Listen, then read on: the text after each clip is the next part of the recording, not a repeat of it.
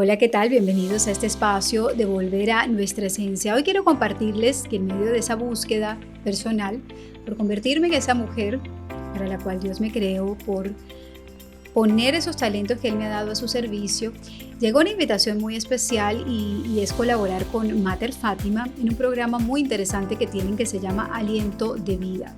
Un espacio que busca la formación espiritual, la formación intelectual, a través de entrevistas con expertos que abordan temas trascendentales hoy en día. Hoy son muchos los temas en los que nosotros, los católicos, los seres humanos, debemos conocer a fondo, detenernos, entender desde la verdad y adoptar posturas claras con respecto a ellos. Y un tema trascendental y bastante confuso es el tema del ecologismo.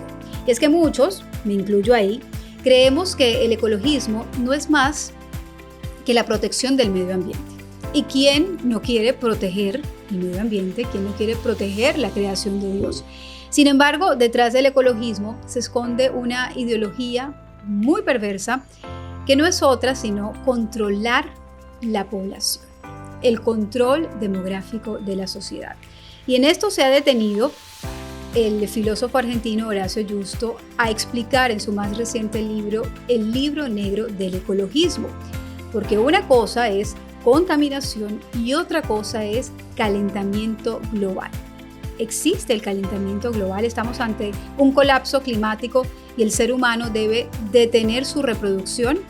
¿Somos los culpables nosotros al abrirnos a la vida? ¿Qué hay detrás de todo este ecologismo que se promueve a lo largo y ancho del planeta? Eso lo ha explicado Horacio Justo en esta entrevista, una clase magistral que debemos escuchar con mucho detenimiento para tomar decisiones verdaderas. Aquí está.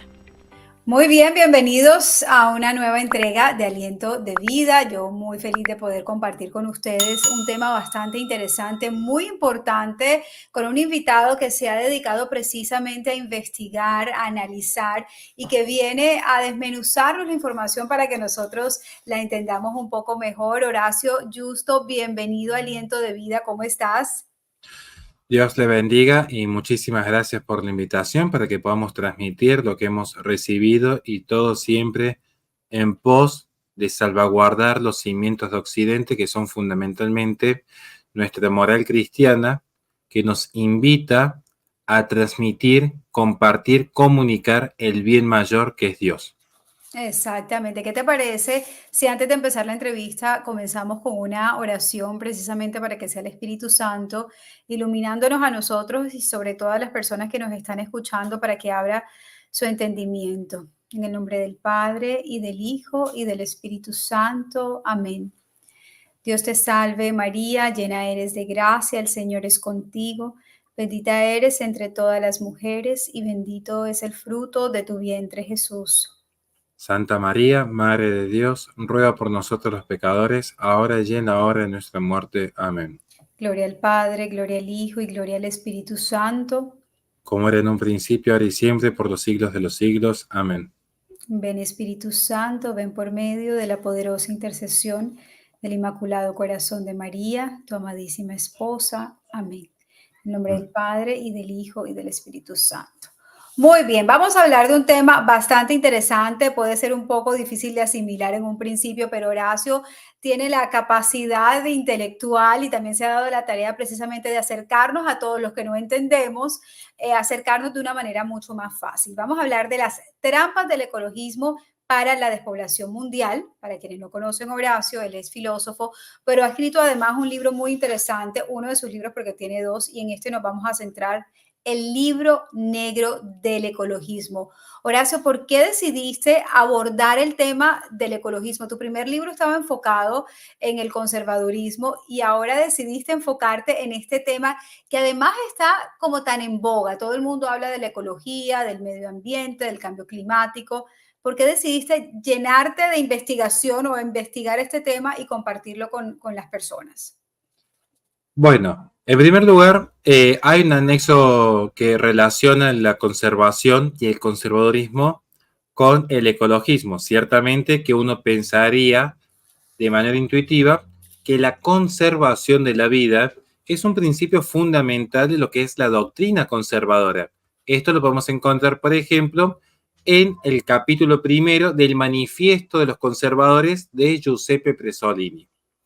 Sin embargo, la realidad muestra que las ideologías, este eidos logos, esta construcción teórica que surge de un pequeño y selecto grupo de intelectuales, ha destronado por completo las nociones realistas que hoy abordaremos, las nociones fundamentales que hacen a la conservación de la vida, tergiversando los conceptos, eliminando lo que es la bondad, la verdad y la belleza trascendental y cayendo en un sistema inmanentista, inmanere, que todo permanece dentro del hombre, que ya no hay una realidad, un bien que descubrir, sino que todo se va construyendo desde el lenguaje.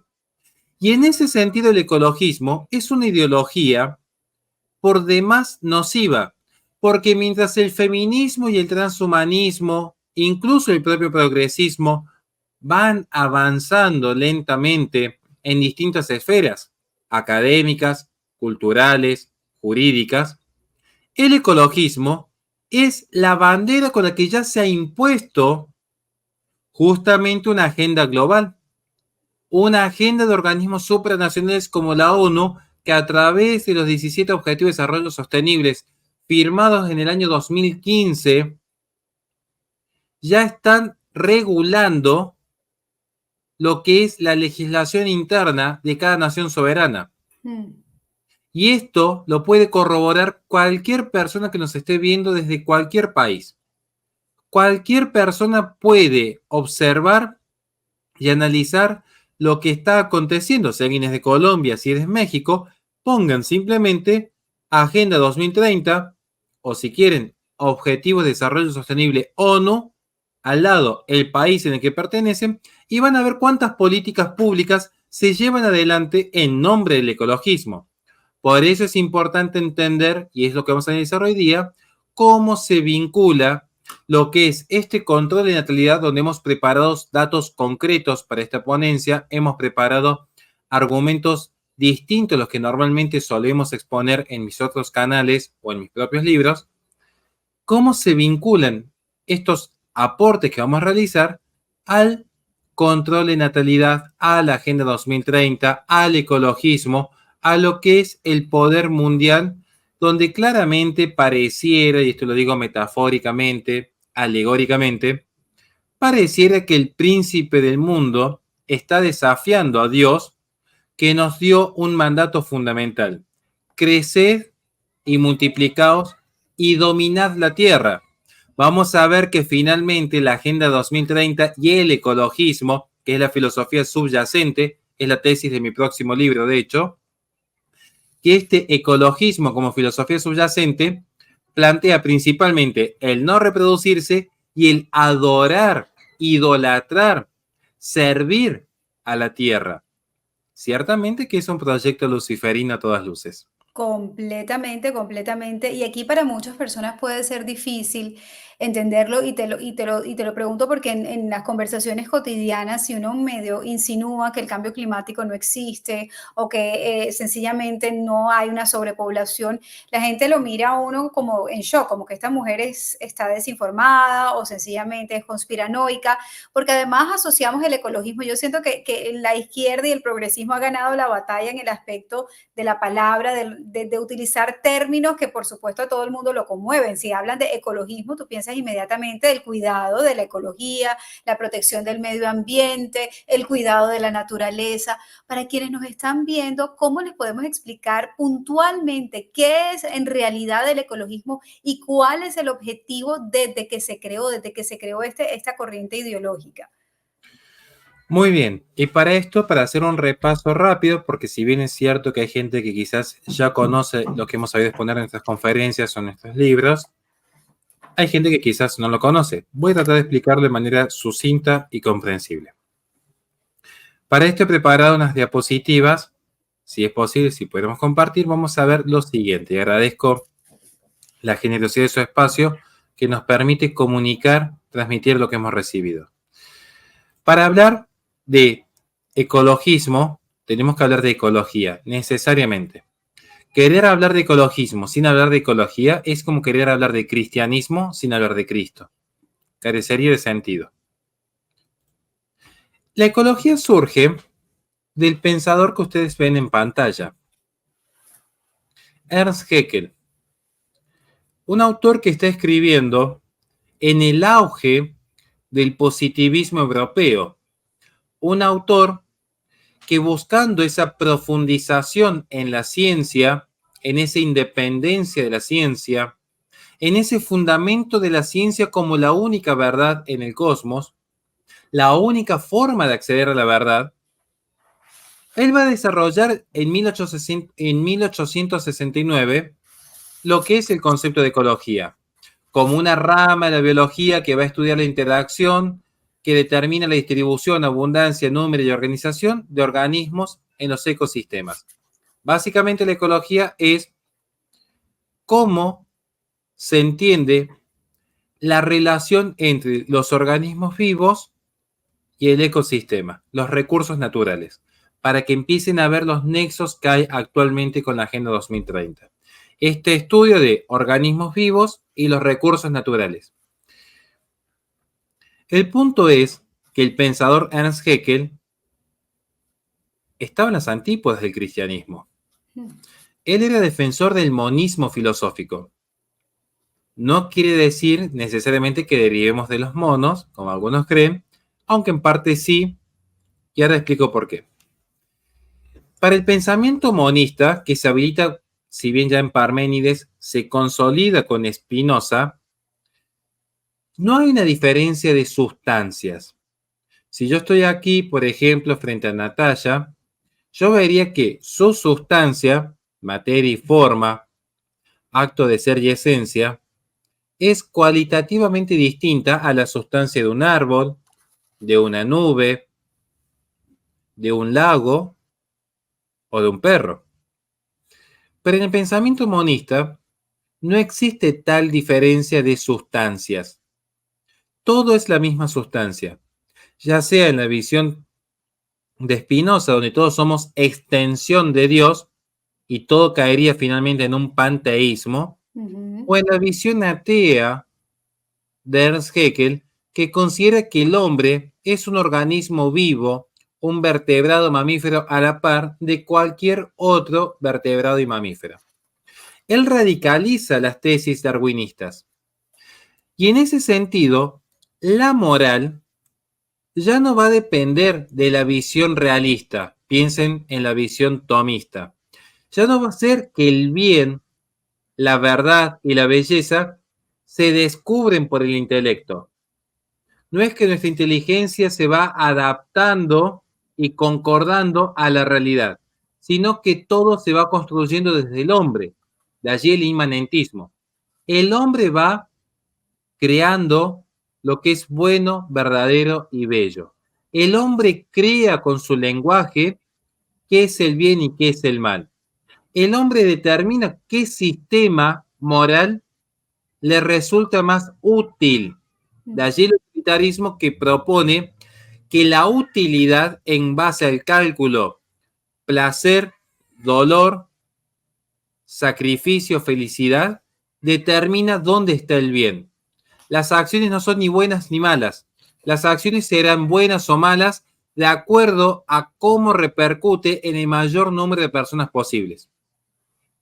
Entonces se habilita ya en ese contexto lo que hoy llamamos la eugenesia. Eu en griego significa bueno. De allí la eudamonía, la eutrapelia, la eutanasia, la eugenesia. Este pensador, Ernst Haeckel, es el que crea el concepto de ecología. Y esa noción de ecología, de hecho, en ese fundamento filosófico, al día de hoy nosotros lo alcanzamos, lo vivimos, lo internalizamos en nuestros sistemas jurídicos. Después van a ver el por qué lo digo. Ernst Haeckel rechaza el cristianismo. Él considera que el cristianismo pone un freno al progreso indefinido, propio de la Revolución Francesa, y pone un freno moral a la libertad sexual, que es lo que los hace propiamente animales. Ernst Haeckel no solamente que funda la Liga Monista, sino que Ernst Haeckel también va a formar parte de la Sociedad de Higiene Racial. Porque si ya no hay un Dios trascendental que determine qué es el bien y qué es el mal, un Dios trascendental que comunique un bien ontológico a la realidad, y aquí me llevaría por lo menos un seminario a explicar el problema del existencialismo ateo, si ya la realidad no es buena en sí mismo, ya no hay un bien objetivo. Por lo tanto, no existe un código moral objetivo, trascendental, descubrible, que pueda decirnos si está bien o está mal eliminar a ciertas personas de la sociedad. Porque ya las personas no tienen un valor ontológico. Hoy se le podría llamar dignidad.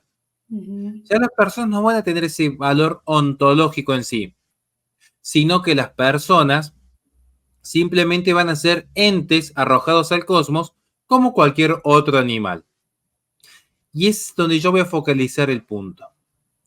Ernst Haeckel, en su noción de ecología, la propia noción de ecología, equipara al ser humano con los animales, porque se habla de organismo vivo, organismo biológico.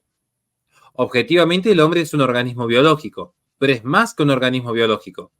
Pero la noción de ecología no hace esta distinción. Por eso, este pensador enemigo del cristianismo debe ser atendido, porque la propia ecología hoy parece querer mostrarse en amistad con el cristianismo. Nada más lejos de la realidad. El cristianismo parte de comprender una relación de presencia y distancia.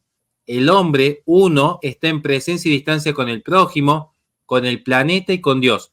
Uno participa de Dios, participa del prójimo, participa del planeta, pero uno no es Dios, uno no es la humanidad y uno no es la Tierra. Hay diferencias sustanciales. En el monismo todo es la misma sustancia. Si todo es, nada es. Y cuando nada es, se pierde ese valor ontológico. Por eso, sí. Por eso, no sé si me estoy adelantando un poco, pero entonces entiende uno, Horacio, porque hoy en día todas estas políticas en los países de alzar la voz por el derecho de los animales y comparar o equiparar el derecho de los animales con los derechos de los hombres. A tal punto es, como usted muy bien lo dice, y ya llegaremos a ese aspecto, que el otro día vimos a una gran exponente del veganismo en España, que ella sostenía que era mejor que las gallinas desaparezcan a tener que ser obligadas a producir huevos en una planta avícola. Y esa idea de que ella plantea en una entrevista, a mí me llamó mucho la atención, porque en esa entrevista ella decía que le inserta un chip subcutáneo a sus animales en su santuario de animales para que no se reproduzcan. Yo lo único que les digo es, ¿qué sucede si considero que los hombres y los animales están en el mismo grado de valor, si es que tiene un valor? Atiendan ese dato porque voy a proseguir con la ponencia y vamos a entender hacia dónde apunta el sistema actualmente, pero tengo que hacer el repaso histórico. Vamos a ver que incluso esas tesis las encontramos en pensadores como Francis Galton, que van a radicalizar la tesis evolucionista, van a radicalizar la tesis eugenésica, van a radicalizar la tesis malthusiana. La noción de cómo administro yo ya no los alimentos, cierto es, sino cómo se van a administrar los recursos naturales. ¿Cómo vamos a interactuar en una humanidad que potencialmente puede reproducirse al infinito con recursos naturales finitos? ¿Y cuáles van a ser las soluciones propuestas desde el utilitarismo? Un utilitarismo que ya ha desconocido el bien y el mal en sus nociones realistas, en sus nociones propias de filosofía escolástica.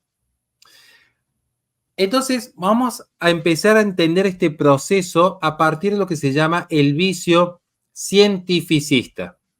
Porque aquí la ciencia, en una primera etapa, y les pido que presten atención todos a este punto, la ecología, en una primera etapa, se va a amparar en una suerte de ciencia, que es un cientificismo, porque va a negar todo contacto con disciplinas tales como la filosofía o el arte. Va a negar todo contacto con la ética y la religión. Va a negar todo tipo de contacto, incluso con la propia sociología, que eso es una particularidad que no tengo ahora tiempo de explicar en profundidad. El ecologismo, vamos a ver que surge bajo supuestos cánones científicos, pero que finalmente subyacen principios políticos, cómo ordenar y organizar políticamente al ser humano. A un ser humano ya no considerado como un baluarte, donde cada individuo tiene su propia carga ontológica, sino cómo organizar al humano como si se tratase de una manada de animales, donde lo importante es asegurar que la especie en sí no se extinga, pero que los recursos naturales sean lo suficientes para mantenerla vigente, bajo el control de una determinada parte de la población. Similar, por ejemplo, a lo que es Rebelión en la Granja, donde todos los animales son iguales, pero unos son más iguales que otros. Y esto es lo que vamos a ver al final de la presente ponencia que he preparado. Vamos a ver que el ecologismo emerge principalmente con Rachel Carson. Es cuando por primera vez se deja de hablar de ecología, como hablaba William Bogg, por dar un ejemplo concreto, uno de los herederos de Ernst Haeckel, y se empieza a hablar de el ecologista, ya como sujeto político, como sujeto académico, como sujeto cultural. Rachel Carson va a hablar de el ecologista, de esta ideología que emerge desde la fuerza científica, cómo la ciencia estaba demostrando lo perniciosa que era la industria capitalista y cómo debía combatirse el capitalismo. Luego va a provenir el pensamiento de Garrett Hardin, la tragedia de los comunes, donde los recursos comunes en un estudio científico estaban en peligro porque la gente común se estaba reproduciendo. Entonces, aquí ya no solamente que se va a hacer una crítica a lo que es la industria capitalista, la industria agrícola concretamente, sino que acá incluso se va a criticar las tasas de reproducción. Se está criticando cómo que la gente común al reproducirse agota recursos comunes. Luego vamos a tener el pensamiento de Paul Ehrlich, la bomba demográfica, que va a sostener que ante la crisis de la industria capitalista y la crisis por la emergencia de natalidad que hay en el mundo, este desarrollo demográfico muy marcado, sobre todo en los 60, era necesario que existan organismos supranacionales que no solo promuevan el acceso al seguro legal y gratuito, sino también la esterilización forzada, idéntico a cómo se controlan los perros callejeros en cualquier ciudad hispánica. Exacto. Incluso vamos a ver que esto culmina con el informe Los Límites del Crecimiento, que fue patrocinado por el Club de Roma. El Club de Roma, al igual que el Sierra Club, son grandes inversores de lo que es el ecologismo en esta etapa.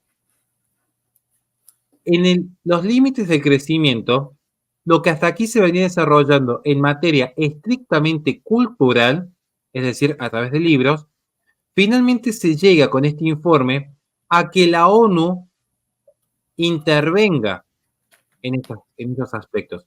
Si uno ingresa a la página oficial de la ONU e investiga, no es justo la conferencia que yo aquí tengo preparada, pero si uno investiga en la página oficial de la ONU, va a ver que la propia ONU reconoce que fue recién en 1968 cuando dejó de considerar el estudio ambiental al servicio del hombre y empezó a considerar que la problemática ambiental debía ser abordada desde un nuevo paradigma. Curiosamente, en el año 68 es cuando se publica La bomba demográfica de Paul Ehrlich, que propone que los organismos supranacionales debían intervenir en el control de natalidad para salvaguardar el medio ambiente. Son particularidades y coincidencias. Ahí están. Por eso está siempre vigente esta visión catastrófica de la humanidad. Por eso van a ver que la bomba demográfica financiada por Sierra Club ya promovía esta idea de la esterilización, incluso fogoneada por organismos supranacionales. Fíjese cada uno lo que es la OMS, la IPCC, la ONU. Y todo esto se va a sostener bajo un discurso de que el cambio climático es antropogénico, que esto es lo que nosotros cuestionamos. Nosotros no discutimos el cambio climático. Si el clima no cambia, así no habría vida en el planeta Tierra. Lo que discutimos es, primero, los errores de medición que hay, amparados en el premio Nobel Ivar Geber, miembro del panel original de la IPCC, que muestra que en realidad hacia los años 70 y 80, periodos postguerra mundial, en el auge de la industrialización, había una tendencia al enfriamiento global. Es más, en mis otras conferencias, yo tengo los registros hasta de los informes oficiales de la CIA que veían como un gran problema para el sostenimiento de la economía estadounidense, como una amenaza, el enfriamiento global. O sea, nos íbamos a congelar en ese momento. Exactamente. Eso hacia la década de los 80. El gran salto que se da en las mediciones globales de la temperatura, que se da en la década de 1990, es cuando empiezan a medir la temperatura de los océanos. Y es cuando la ONU deja de utilizar 8 termómetros por continente para la medición estándar y promedio. Lo que nosotros discutimos es que primero, para ver si efectivamente hay un auge del calentamiento global, se debe tener siempre una metodología muy precisa y no como la que se ha venido sosteniendo en los últimos 80 años. Lo segundo que nosotros discutimos es qué impacto puede tener el hombre, porque aquí es donde se empiezan a mezclar distintos factores. Pensemos en la escasez del agua. Yo estuve recientemente en México, pude estudiar este tema en primera persona. Si uno investiga, verdaderamente investiga, es una labor periodística profunda, verá que en regiones donde supuestamente hay escasez de agua, que los medios de comunicación dicen que se debe al cambio climático, en realidad es porque las reservas son tomadas por metas capitales que van desviando los acuíferos hacia sus propios campos, evitando el curso natural del agua. Del agua. Y son empresas que están protegidas políticamente. Incluso no vamos a negar de que existe contaminación. Veamos un caso concreto. La empresa más contaminante del mundo, Coca-Cola Company, supera la contaminación acumulada interanual de PepsiCo y Nestlé. Y sin embargo, Coca-Cola Company es la que financia las conferencias de parte, que es la que reúne a todos los líderes ambientalistas. Conferencia de parte que fue la que firmó la Agenda 2030. Aquí donde nosotros estamos diciendo, realmente hay que investigar quiénes son los que verdaderamente contaminan. ¿Quiénes son los que, por ejemplo, se benefician con la transición energética? Objetivo de Desarrollo Sostenible número 7. La transición energética implica fomentar el mercado chino, dominado por el régimen comunista. Un mercado que intervino, y pido perdón por los gritos de fondo de mis hijas. Tranquilo. Todos tenemos hijos en casa, afortunadamente.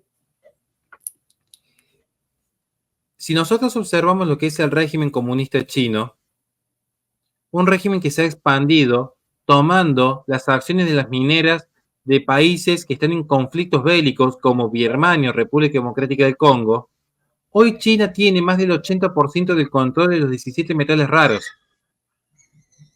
Por eso China se está beneficiando de esta transición energética. sino la nación más contaminante del mundo.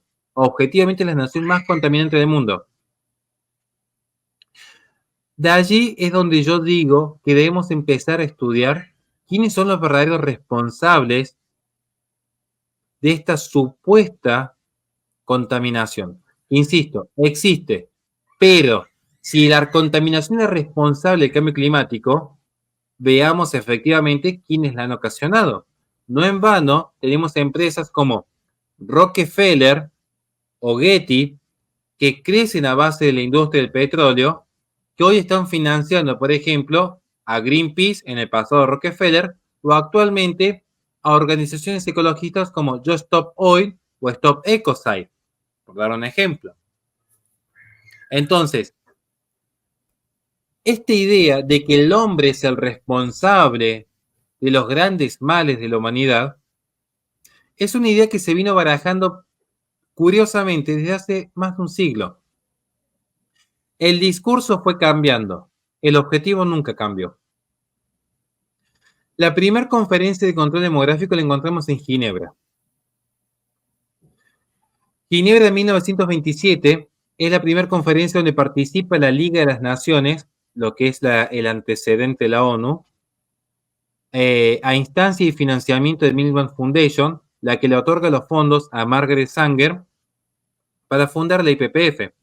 Margaret Sanger, que fue la presidenta de actas de dicha conferencia.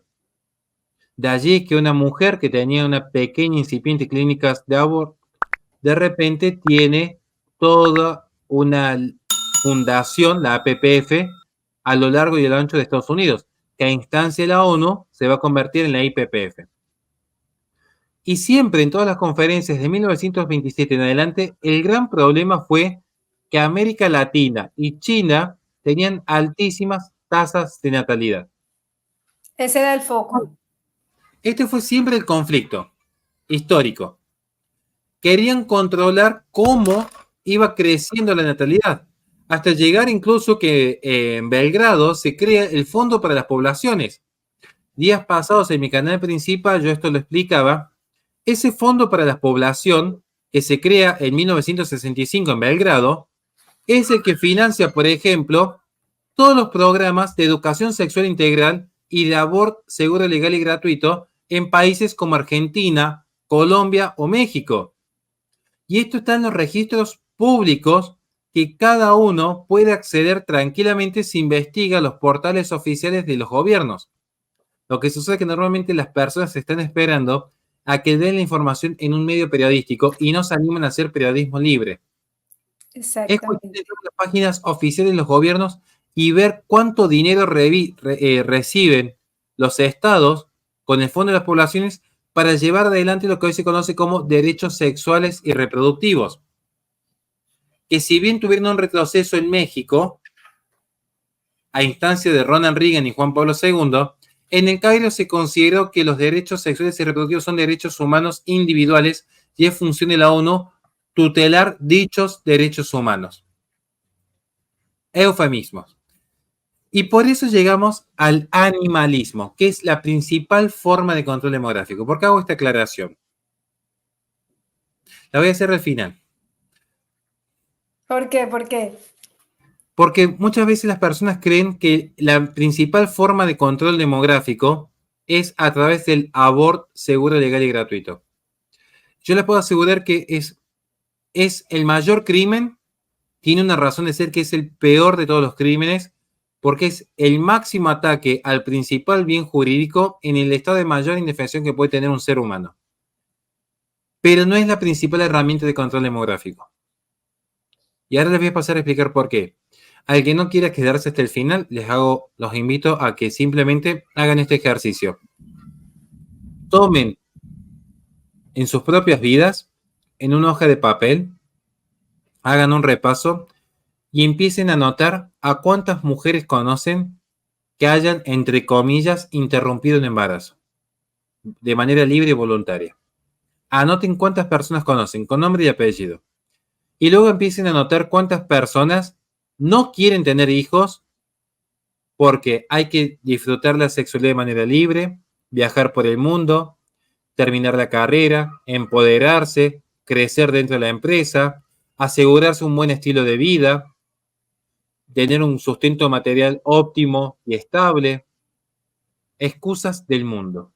O sencillamente proteger el planeta, porque esa es otra de las excusas. Ya voy a llegar a esa parte. Aunque parezca a veces teoría conspirativa, vamos a ver los informes oficiales. Recuerden que para el bien, que tiene carga ontológica, para el bien siempre hay razones. Para el mal hay excusas. Esto es una regla que siempre le explico a mis alumnos en clase. Llegamos al animalismo, porque estamos viendo que desde el origen del concepto de ecología ya no se va a hablar de individuo, se va a hablar de especie. ¿Por qué se habla de la especie? Ya desde el propio concepto de Ernst Haeckel estamos viendo que el hombre pierde ese valor ontológico propio de una cosmovisión que considera que el ser humano ha sido creado a imagen y semejanza de Dios. Porque Dios ha muerto y el hombre lo ha matado, es que ahora impera el laicismo, el utilitarismo y el posmodernismo. Entonces, en la afluencia de tres doctrinas sustancialmente distintas, pero socialmente concordantes, va a haber un rechazo constante a toda herencia cristiana, donde la moral es reemplazada por la utilidad. A partir de Jeremy Bentham y John Stuart Mill principalmente. Se abandona lo que es una ética objetiva y trascendental y se abraza simplemente cánones construidos del lenguaje en torno a qué haría más feliz a más personas y qué mitigaría el dolor. De allí, por ejemplo, que se va a priorizar que si una mujer, al ser adulta y consciente, tiene ciertos sentimientos, pueda terminar con un embarazo porque el embrión en sí mismo carece de conciencia, entonces no sufriría, en los términos utilitaristas. Esto acompañado a la posmodernidad, que es el escepticismo total a todo trascendental, ya no hay verdad objetiva, belleza objetiva o bondad objetiva. Tenemos que se habla de especies y hoy se habla incluso del antiespecismo, donde los animales y los hombres se supone que son exactamente iguales en sustancia. Nuevamente se vuelve a Ernst Haeckel y a Spinoza. Ya no hay una diferencia entre hombre y bestia. Ya no está el pensamiento de la suma teológica de Santo Tomás de Aquino. Por ello, actualmente van a observar algo muy interesante. Un simple dato. No ha sido casual que la ONU, años atrás, largó un informe que dijo que si uno juntaba todas las vacas del mundo, equivalían a ser el tercer país más contaminante del planeta. Luego de ese informe, curiosamente, las acciones en Wall Street sobre la carne sintética que había desarrollado Bill Gates se disparó un 167%. Entonces, vamos a ver que hay intereses de metas capitales que están financiando este tipo de programas que tienen protección política, porque eso es el corporativismo. Metas capitales protegidos por organismos políticos supranacionales. Y por eso llegamos justamente a pensadores como pueden ver en pantalla. Richard Ryder, que establece el concepto de especismo, que considera que es necesario que el hombre deje de discriminar a los animales y consumirlos, porque están afectando la naturaleza, los recursos naturales, la vida, la Gaia, la Pachamama. Eric Pianka es el pensador que dijo que era necesario que un virus acabe con el 95% de la población mundial. También evolucionista y ecologista, que sostiene que para que el ser humano sobreviva debe eliminarse gran parte de la humanidad, porque los recursos naturales son finitos. Por eso es necesario que abracen el animalismo como forma de control demográfico, porque a los animales uno los puede castrar, porque en los animales uno no observa que haya un bien objetivo trascendental en tanto que imagen y semejanza de Dios. Por eso van a ver que estos pensadores, como Peter Singer, quien sostuvo que una vaca tenía más derecho a la vida que un niño por nacer o un discapacitado mental, o Stephen Wise, que sostuvo que los animales tienen derechos por sí mismos, todos estos pensadores forman parte de lo que es la liberación animal. Liberación es lo mismo que libertad. Liberación implica romper con la esencia. Porque al romper con la esencia, uno está rompiendo con Dios, que es quien da la esencia. Ningún ente se da a sí mismo su propia esencia, ningún ente se da a sí mismo su propio ser, sino que le es dado y participado. No quiero entrar con filosofía tomista aquí, porque seguramente todos se van a dormir y aburrir. Pero tiene toda la lógica. Es muy clara tu apunte. Pero si yo promuevo la liberación, hay una ruptura de la esencia. Cada ser humano, cada ente, todo lo que existe, existe como composición. Acto de ser más esencia. Piensen, por ejemplo, ser humano. Si yo fuera puro acto de ser, sería como Dios. Sería como los dioses, diría Luzbel. Porque no tendría límite. Lo que limita mi existencia es mi esencia. La liberación implica una ruptura con los límites. No es lo mismo que la libertad, que es el ejercicio virtuoso del libre albedrío, según San Agustín en Confesiones. Libertad es ejercicio virtuoso del libre albedrío. La liberación es la ruptura de todo límite. Por eso la liberación del proletariado, la liberación de la mujer, la liberación de los animales, la liberación de la humanidad con el transhumanismo. Y todo esto es siempre en nombre de resguardar la casa común, de resguardar la naturaleza, resguardar los recursos naturales. Es el mismo discurso, pero se tuvo que ir alejando el ecologismo de la ciencia, y no sé si logran observar el paso que se va dando. Se va alejando el ecologismo de la ciencia porque la ciencia describe. Como la ciencia describe, hay un principio lógico insuperable. Si yo le dijese a Natalia, la pared es blanca, ella me diría, bueno, conocimiento científico, empírico en este caso, descriptivo. Se sigue de manera lógica que si la pared es blanca, esté prohibido rayarla, que no pueda poner un cuadro, que no pueda voltear la pared, que no pueda taparla con una biblioteca.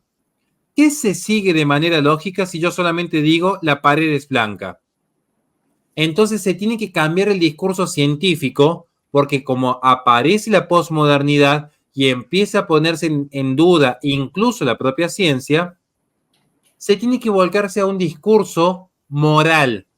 Por eso ver que incluso en la actualidad hay un auge del paganismo y el panteísmo.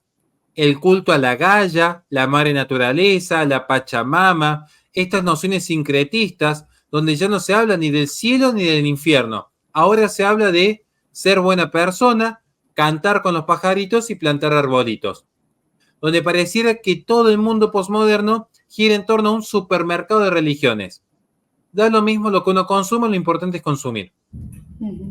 Entonces, estas tesis ecologistas, que tienen una razón de ser, porque en el fondo es perpetuar el corporativismo, después al final si hay tiempo para las preguntas yo esto lo respondo, van mutando, empiezan a abrazar ahora una tesis moral. Ya no es solo describir la escasez de recursos naturales. ¿Por qué razón un ser humano debería obedecer a otro mortal en el deber ser? Esta es la gran pregunta del siglo XX. Podemos ver aquí desde Heidegger hasta Albert Camus que se hacen estos interrogantes. ¿Cómo funcionan las estructuras del poder? Y gente que resiste el poder. Por eso se hace necesario sacralizar la ecología. Como diría Chesterton, donde hay sacrificio humano, donde hay adoración animal, hay sacrificio humano. Y aquí lo podemos ver. Se empieza a adorar a la naturaleza y los animales y se empieza a promover los controles de natalidad. Donde hay adoración animal, hay sacrificio humano. Increíble. Y es lo que estamos viendo. Todo en pos de resguardar los supuestos recursos naturales escasos, que hasta hoy ninguno se agotó. Esta es la apuesta que pierde Julian Simon con Paul Ehrlich. De hecho, que la pierde, la apuesta se hace en el 68, pasan 10 años, es una apuesta pública que se hace en rigor académico, la tuvo que pagar, habrán sido $100 más o menos la apuesta, la tuvo que pagar Paul Ehrlich, porque 5 metales raros que supuestamente se iban a agotar luego de una década, no solamente que no se agotaron, incluso los precios bajaron. O sea que había en cantidad. Exactamente. Y acá estamos viendo las secuelas de abrazar discursos ecologistas. Yo esto lo tomo en los sitios oficiales. Greenpeace, bien, aquí yo podría tomar de todas las organizaciones ecologistas. No hay ningún ecologista que no haya promovido el control de natalidad. Y es una cuestión lógica. Si uno es ecologista honesto en la vida, porque hay deshonestos, si uno es un ecologista honesto, necesariamente tiene que rechazar a Dios.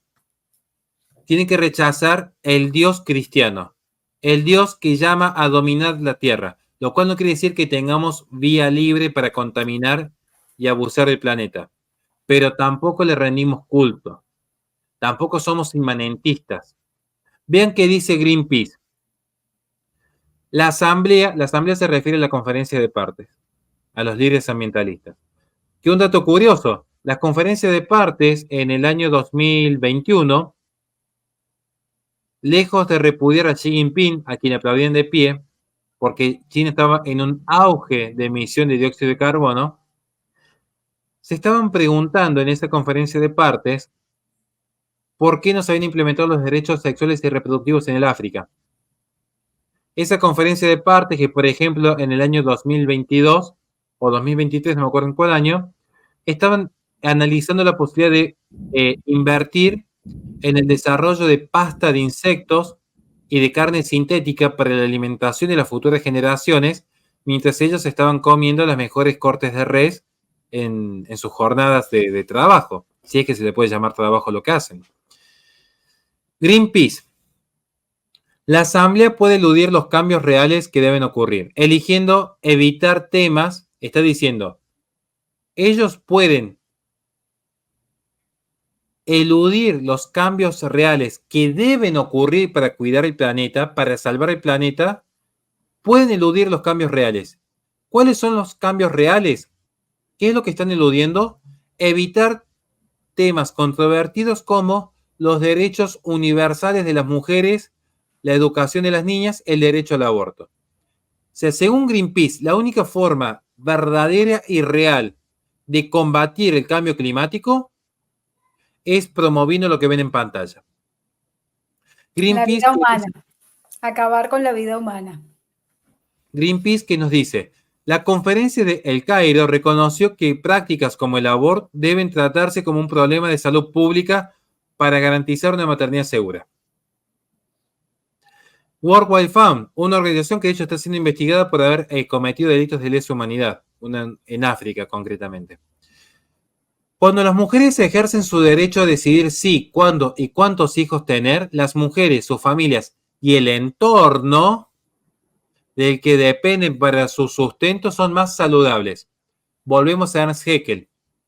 Considerar que el ser humano es un organismo vivo a la par de cualquier animal implica necesariamente que así como hay gente que está dispuesta a controlar la natalidad de las gallinas porque es más sustentable, tal como lo dicen algunos veganos, nada impide controlar la natalidad de las personas para que sea más sustentable, porque la lógica es la misma. Nos dice World Wide Fund, su sitio oficial, mejorar la salud sin abordar la planificación familiar, la IPPF, probablemente conduzca a una mayor presión de la población sobre el medio ambiente. Siempre está esta lógica de sobrepoblación, cambio climático. ¿Cómo combato el cambio climático? Eliminando la población. Sierra Club, filantropía de ciertas logias que están asolando nuestro planeta, nuestro mundo. Sierra Club, lo dice el presidente de Sierra Club en ese momento, no sé quién está ahora en la presidencia. Creemos, y atento a las palabras que utiliza, en el empoderamiento de los derechos de las mujeres. Creemos que las mujeres que tienen derecho y que tienen capacidad de elegir sobre su reproducción, tomar sus decisiones propias reproductivas, ayudarán a producir familias fuertes y ayudarán a proteger el medio ambiente al mismo tiempo. Sierra Club es pro-choice. O sea, Exactamente, queda completamente claro entonces que el objetivo, o sea, del ecologismo es uno y es acabar con la especie humana, o sea, controlar la población. pueden verlo en una activista muy conocida que si bien ella dijo que era una parodia, lo cierto es que es una activista ecologista que tiene su cartel viralizado, es Save the Planet, Kill Yourself. Ujú. Y esto tiene a su vez un parangón porque el problema del ecologismo es que abraza todas las áreas, a lo que usted me preguntó porque yo me había interesado en este estudio tiempo atrás. Están en el campo científico, lo podemos ver, por ejemplo, con la IPCC de la ONU, en el campo mediático, donde aparecen estas religiones ecologistas, porque el ecologismo es una religión. Tienen profetas como Bill Gates, apóstoles como Greta Thunberg, Paraíso Perdido, que era el estado de naturaleza en beneplácito de Rousseau, Jean-Jacques Rousseau, el contrato social. Tienen el pecado original, el hombre blanco, heterosexual, cristiano y capitalista, como lo plantea expresamente con estos términos Petra Kelly, fundadora del Partido de los Verdes. Tienen ese futuro apocalíptico, como se ve en cualquier película. Tienen su acto de redención, el Green New Deal que promueve Ocasio Cortés o Kamala Harris. Están en el campo político. Lo podemos ver que en la Constitución Argentina se modificó en clave ecologista en el año 1924. Ni hablar en el campo educativo, donde cada vez se habla más en la más tierna infancia sobre lo que es verdaderamente el ecologismo.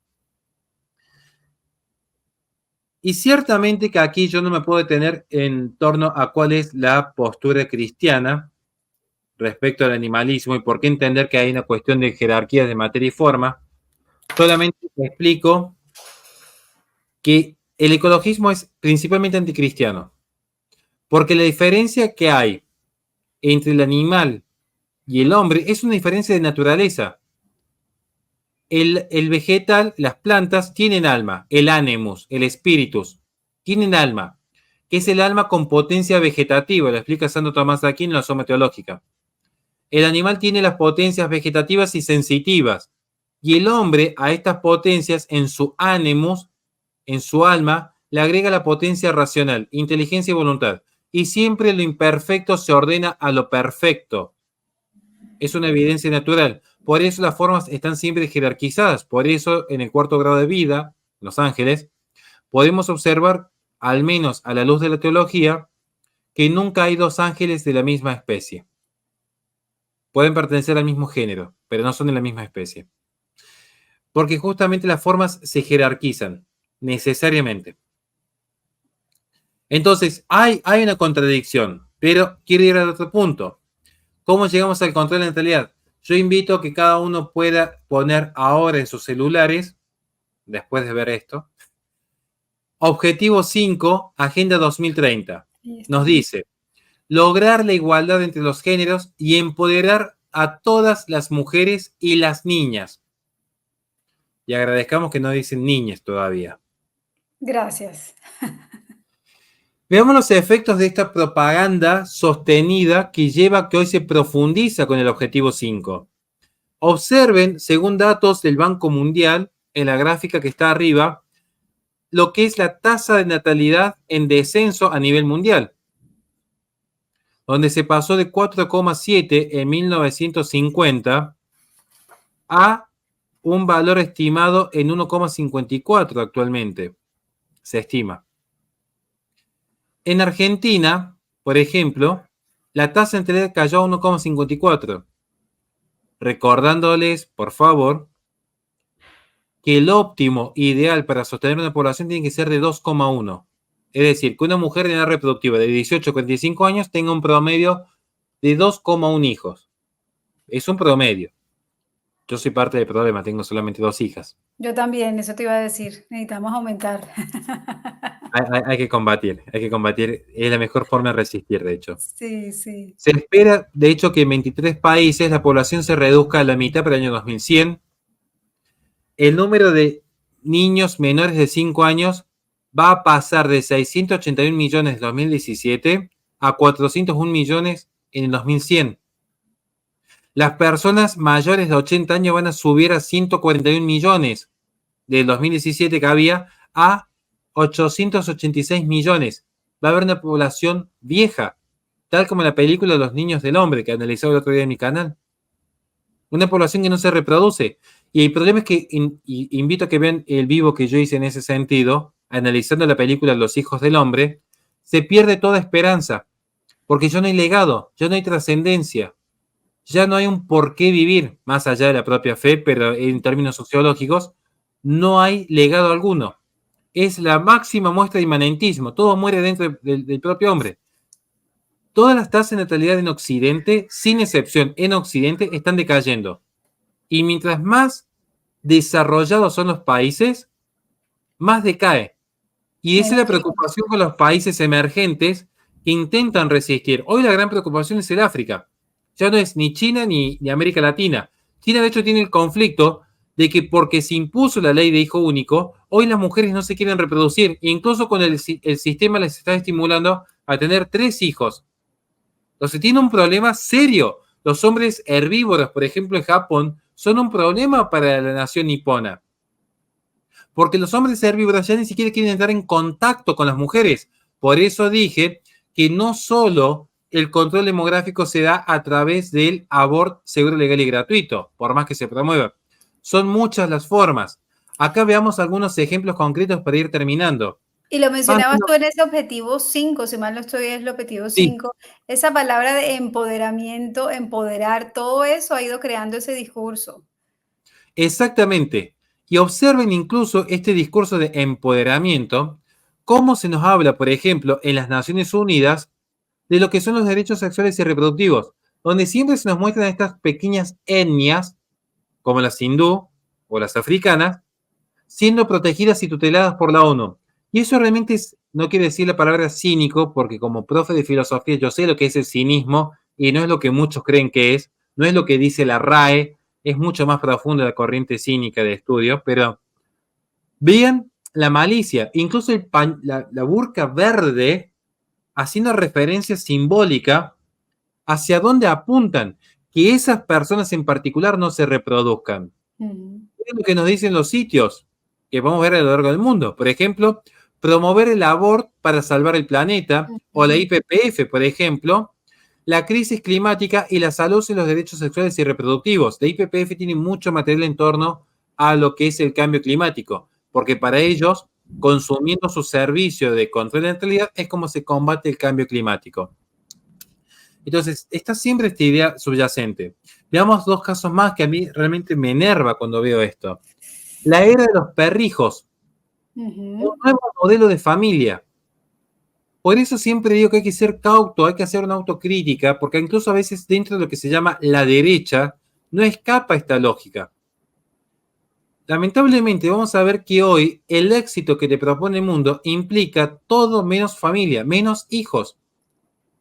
Es muy difícil hoy encontrar, y de hecho van a ver que si uno hace la pregunta, rápidamente pueden mencionar a 2 o 3 en particular porque no hay mucho para elegir, gente que esté casada, con hijos, dando testimonio de la fe, porque es un problema a nivel global.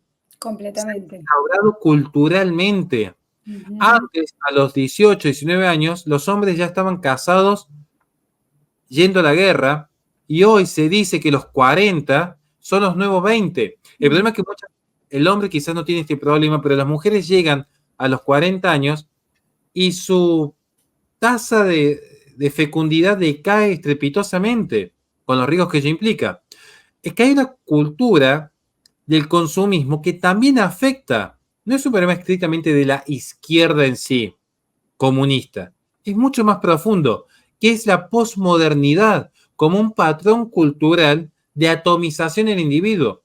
Después tenemos casos drástico como el que vemos en pantalla, que nos dice, el antinatalismo es real. Ya hay padres arrepintiéndose de tener hijos por el cambio climático. Ujú.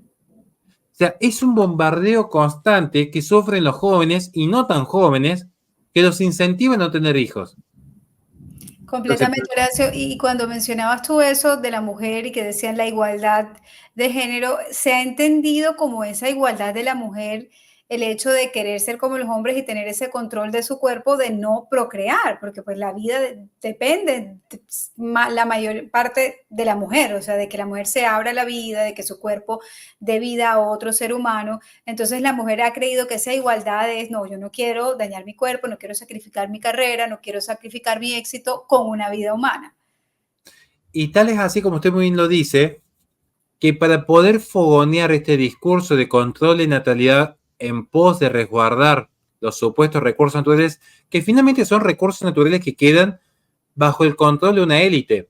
Es que Por para eso que se habla de quede. buscar que la Amazonía quede como patrimonio de la humanidad. Patrimonio de la humanidad significa que ningún humano puede acceder. Cuando algo es patrimonio de la humanidad es porque está bajo el servicio y explotación de una determinada élite. Lo que sucede es que el ser humano, a diferencia de otras especies, para subsistir, sí o sí debe alterar el ecosistema. Necesariamente. Para Incluso adaptar el sistema a las necesidades del hombre. es que lo debe no solamente adaptar, lo debe incluso alterar. Haga el experimento cada uno, intente vivir sin nada, como decimos aquí en Argentina, como Dios lo trajo al mundo, 2 días en el desierto del Sahara, en el Polo Norte, en la Amazonía, el impenetrable de Chaco o la cordillera de los Andes. Sí o sí debe alterar el ecosistema. Sí o sí. Por eso es un mandato en términos teológicos el dominar la tierra. Ujú. Porque si yo hago ejercicio de dominio, no de mayordomo, como se dice ahora en términos más modernistas. Si yo no domino la tierra, si yo no corto un árbol, si yo no cazo un animal, si yo no desvío el cauce de un río, no puedo generar civilización. De hecho, pueden estudiarlo incluso en la obra en torno a San Alberto que escribe San Atanasio. Así se crea Europa, donde los monacatos se iban expandiendo, los monasterios se iban expandiendo hacia tierras inhóspitas y le iban civilizando. Y una vez que había civilización, se iba expandiendo nuevamente a través de la iglesia hacia las tierras más hostiles. La naturaleza es muy hostil con el ser humano, en el sentido alegórico, porque no tiene alma la naturaleza. No quiero caer en una visión animista. ¿Cómo se va a evitar esto para cuidar los recursos naturales? Con propaganda, con batalla cultural. Se empieza a hablar de las quimeras, buscando que se fusione embriones humanos con embriones animales y generar una nueva especie que pueda ser más, entre comillas, amigable con el planeta. Se empieza a fomentar en TikTok, principalmente TikTok, pero hay muchas redes sociales que caen en esta lógica, la idea del perrijo, un lenguaje de perros, que el perro reemplace el hijo, porque si el perro reemplaza el hijo, yo voy a estar realizado en la vida teniendo una mascota y no formando familia. O incluso, lo que también es muy perverso, el auge del mundo digital con el metaverso. Porque de esa manera uno es como diría el foro de Davos, yo no poseo nada, pero soy feliz. Porque los sistemas digitales, por ejemplo, piensen por ejemplo en Windows, uno no lo posee, uno posee la licencia. Es como un alquiler. Capaz que vivo en Nueva York pagando una fortuna en una renta y yo no poseo ninguna propiedad, pero me siento feliz. Porque ya no hay posesión, porque no hay proyectos sólidos en una modernidad líquida. Por eso la modernidad líquida ha permitido el ecologismo. No es que el ecologismo generó modernidad líquida, pero se retroalimentan. Podemos verlo incluso en este mundo post pandemia, que se nos dice, comer animales causa pandemias. Entonces está siempre esta idea de dejar que la naturaleza nos domine, reinvertir lo que es la forma jerárquica del hombre. Siempre este discurso buenista de los animales y sus derechos. Pueden verlo en pantalla. Comer animales causa pandemias. Lo cierto es que el no comer animales está generando una gran crisis, me atrevería a decir, de masculinidad incluso. Completamente. está generando una gran crisis porque ya no se trata de que uno quiera comer verduras o no, a mí no me afecta en lo más mínimo, al contrario, creo que hasta es sano, siempre y cuando sea prudente. Si uno quiere de repente otro tipo de alimentación. Es más, uno tiene la libertad de elegir, como yo elijo ser católico, alguien tiene la libertad de elegir ser vegano, ser hinduista, ser budista. El problema es que esto se va imponiendo desde agendas globales. Este tipo de propagandas van generando control. De hecho, lo que ven que tiene la mujer en los ojos es lo que se le obligó a la sociedad a utilizar en su boca hace tan solo 4 años atrás para no denunciar lo que pocos veníamos denunciando en ese momento, que era un ejercicio de biopoder a nivel y a escala global. Porque una sociedad que se cree igual que un animal es una sociedad domesticable igual que las ovejas. El problema de creer que somos igual que los animales es que los animales son domesticables. Y allí está el conflicto. Que para que nosotros renunciemos libre y voluntariamente a nuestra vida, libertad y propiedad, para que nosotros renunciemos libremente a Dios, se tuvo que reemplazar el Dios verdadero por un Dios pagano, que nos dice que ese Dios cristiano se equivocó en el Génesis al dar jerarquías, que ahora somos todos uno con la naturaleza, monismo, porque si soy uno con la naturaleza, no hay diferencia sustancial entre la palmera y mis hijos, entre un lobo y mis hijos, entre un río y mis hijos. Entonces, todo eso va a generar una forma de control de natalidad, porque si ya un perro equivale a un hijo, ¿para qué tener hijos? Y si los animales tienen derechos, entonces ya no voy a comerme un asado después de misa, como hago yo siempre todos los domingos, sino que voy a comprar la carne sintética que me vende Bill Gates. Y si la naturaleza tiene derechos, ya no voy a viajar en avión y ser libre, sino que me voy a quedar en ciudades de 15 minutos encerrado dentro de lo que es el metaverso para no contaminar y seguir consumiendo los metas capitales que están sosteniendo el mundo digital. Porque es así que bueno, eso es lo que yo tenía para compartir. Me excedí, pensé que iba a llegar antes de la hora, pido disculpas por el exceso. La verdad es que estuvo demasiado, muy bien explicado, muy concreto. Es un tema bastante denso y toca abordar esos temas y su historia, Horacio, pero entonces, y yo creería que una de las cosas más graves es que muchos caen en esta ideología por ese discurso romántico que nos venden de que todos tenemos una casa común, tenemos que cuidar nuestro planeta. Y a raíz de ese discurso, entonces las personas han renunciado a sus derechos, a su propia libertad y terminan pues regalándole la libertad a los gobiernos y a la tiranía. ¿Cómo podríamos nosotros, los que entendemos que el ecologismo tiene como objetivo eso, la reducción del planeta y que de la población, perdón, ¿cómo podríamos nosotros explicarle a una persona que está hablando del cambio climático, que a nosotros en verdad nos importa el planeta? O sea, nosotros queremos cuidar la naturaleza. El ser humano no viene a destruir la naturaleza, la domina, pero también la cuida, sin tener que caer en este discurso ecologista.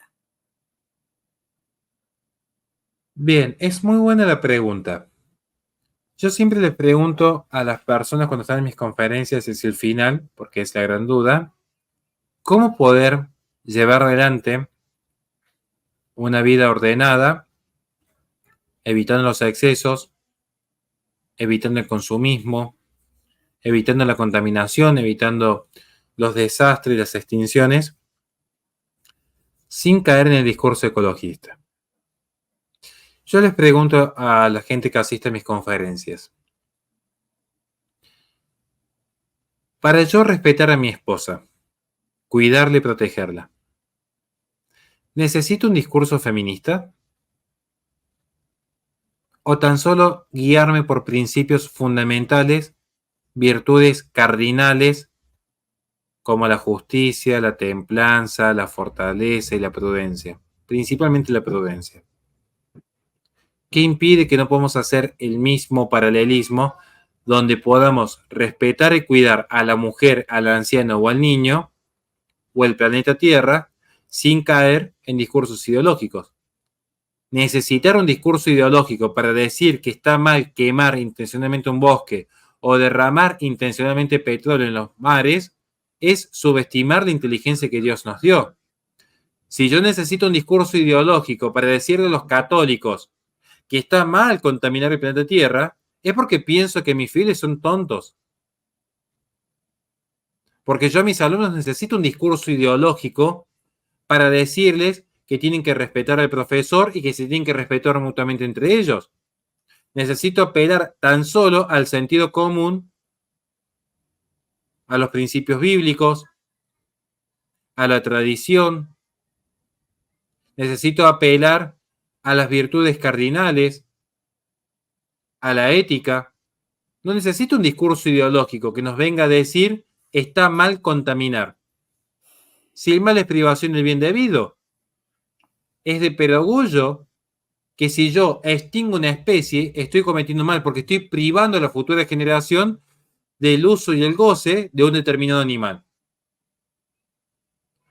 Pero tampoco puedo caer en un discurso ideológico que me presenta que los animales tienen derechos, porque entonces sería considerar que la vaca o el perro son personas en tanto que entes dotados de inteligencia y voluntad y por lo tanto una forma subsistente, un ánimo subsistente, contrariando lo que enseñó la escolástica y la propia iglesia durante más de 1000 años, porque esto se desarrolla principalmente en la escolástica medieval, mal llamada Edad Media.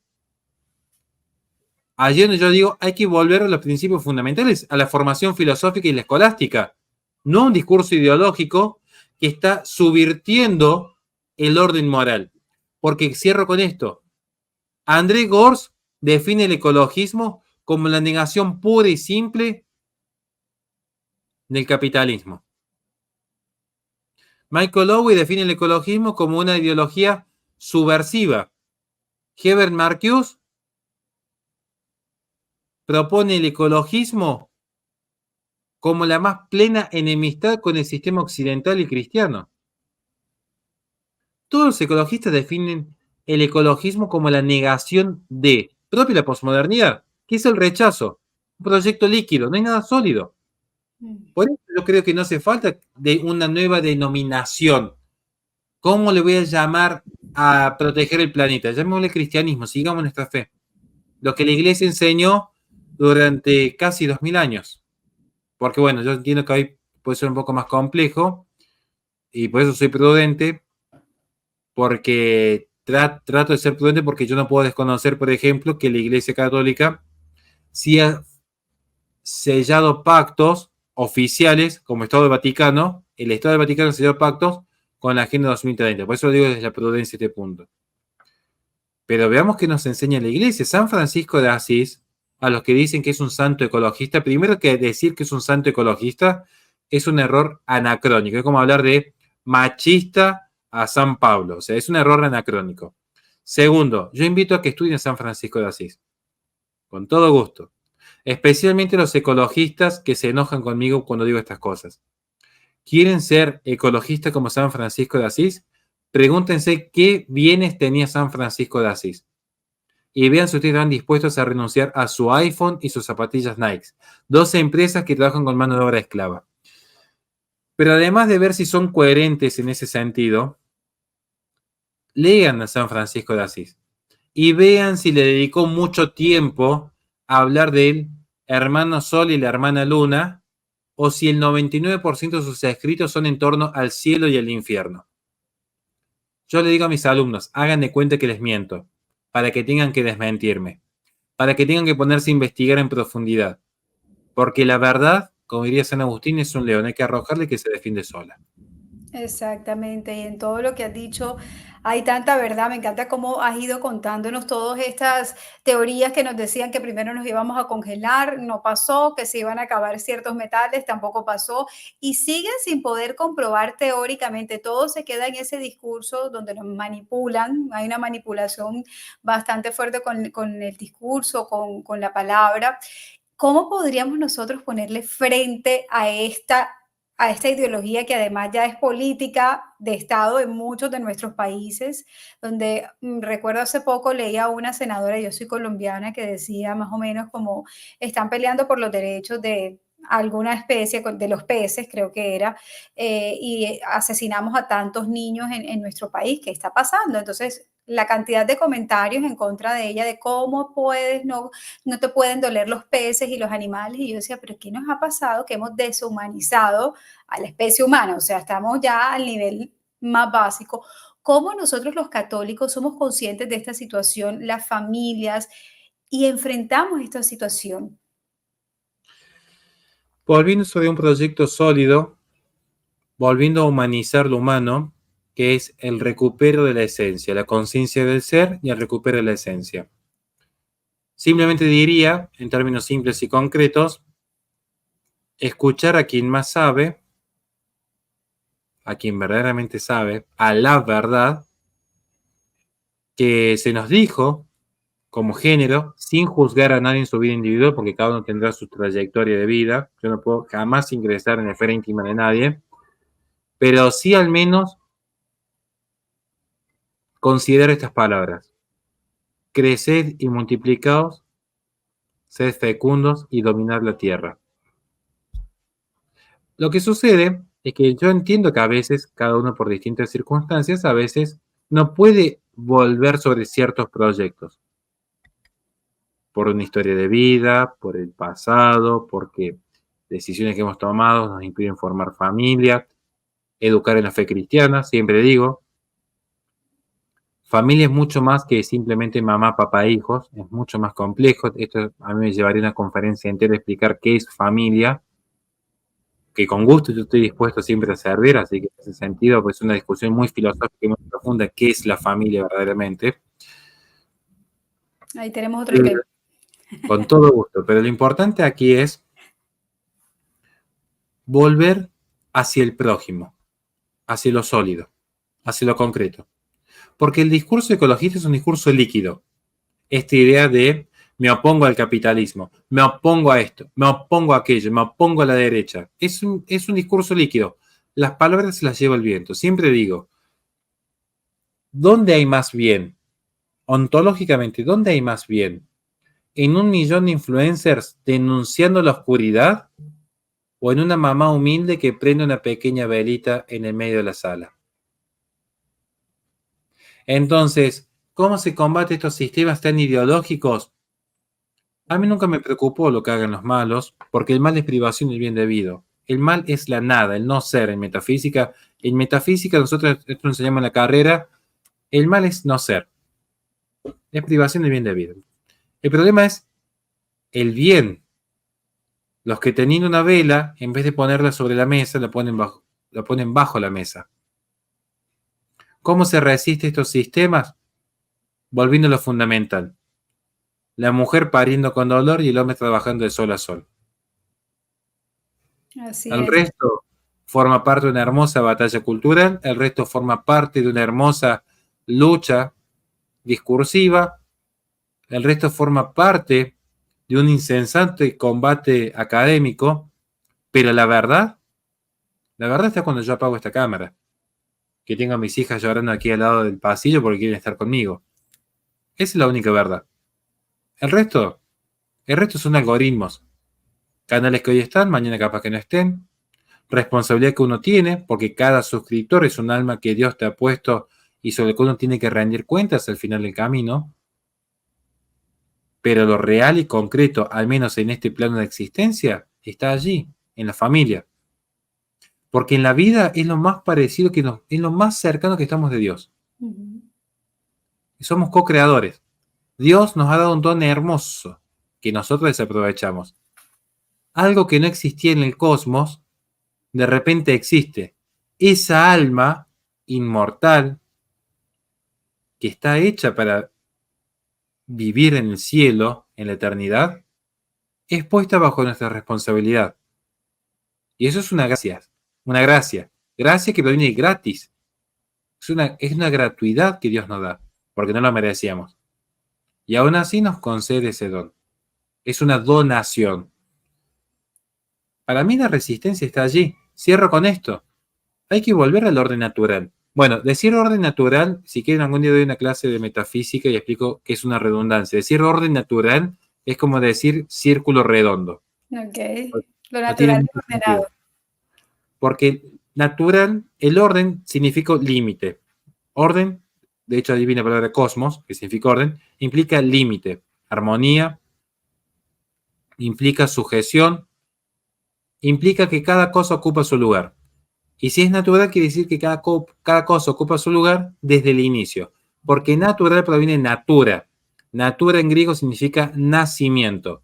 Nacimiento no es el alumbramiento de la mujer, sino nacimiento significa inicio del movimiento. ¿Qué es lo que es la natura? El inicio del movimiento. ¿Qué es la vida? En filosofía. En biología es respuesta al estímulo externo, metabolismo propio, división celular autónoma.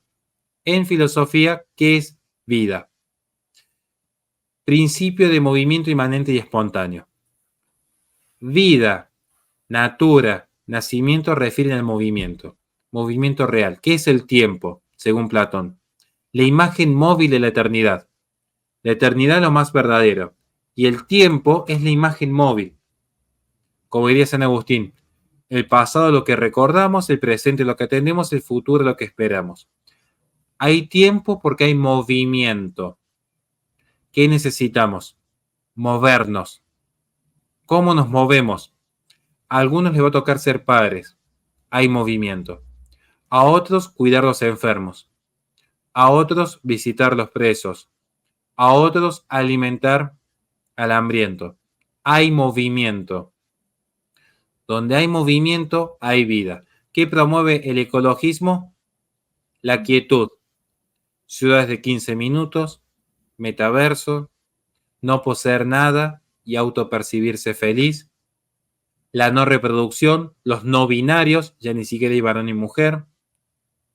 El no tocar un perro, el no tocar un caballo, el no consumir una vaca, el ni siquiera plantar la propia huerta, estar encerrado en la propia habitación donde desde un celular accedemos a todo. Allí no hay vida. Es una cultura tanática. Tánatos, el dios griego de la muerte no violenta, porque ni siquiera hay una guerra. Es un letargo total. Un ser humano adormecido, anestesiado, perdido. Perdido, pero creyéndose libre. Y eso es lo más peligroso. Como diría Hegel. Porque el esclavo, al menos cuando es consciente de su esclavitud, es más libre que el amo. Porque el amo, para ser amo, necesita que el esclavo lo reconozca. El esclavo se reconoce a sí mismo como esclavo. Es más libre todavía. El esclavo está transformando la naturaleza. El amo se cree libre y está encerrado dependiendo de otros para subsistir. Cuidado con creerse libres. Ese es el gran reto que tenemos en la posmodernia. Descubrir la farsa del sistema y la esclavitud en la que nos encontramos.